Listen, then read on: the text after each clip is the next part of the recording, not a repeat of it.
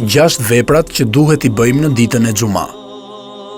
Të bëjmë dua dhe të kërkojmë falje te Allahu i lartësuar sa më tepër, se në ditën e xuma është një moment kur Allahu i pranon lutjet dhe pendimet.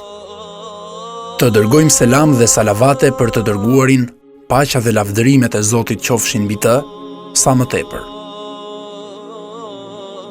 Të pastrohemi, parfumosemi dhe të veshim rrobat më të mira.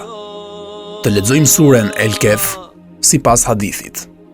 Kush e lexon suren El Kehf në ditën e xuma, do të ndriçohet me nur, me dritë, çdo vepër që e ka bërë mes dy xumave. Transmetojnë Nesaiu dhe Hakimi. Të shkojmë sa më herët në xhami për të prezantuar në faljen e xumas. Pasi ta falim farzin e xumas, le t'i falim edhe 4 rekate sunet të xumas.